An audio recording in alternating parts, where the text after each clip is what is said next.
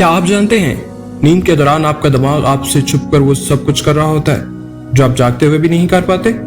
ये महज नींद नहीं, ये एक खामोश मोजज़ा है।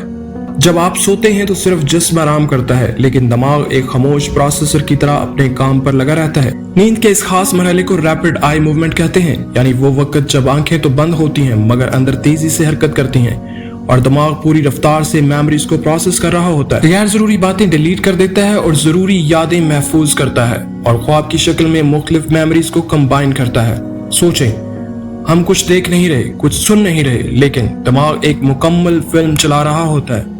ऐसी फिल्म जिसका डायरेक्टर भी दिमाग है और नाज़िर भी। ये सब कुछ इतने खामोश और खुदकार अंदाज में हो रहा है कि इंसान को अंदाजा ही नहीं होता कि वो अल्लाह की कितनी बड़ी तख्लीक का हिस्सा है। क्या आपको लगता है ख्वाब सिर्फ याददाश्त का खेल है या कोई पोशीदा पैगाम होते हैं जो हमारी रूह और दिमाग के बीच राब्ता बनाते हैं? क्या ये सब सिर्फ साइंस है या एक ऐसा निजाम जिसे सिर्फ रब की कुदरत ही चला सकती है?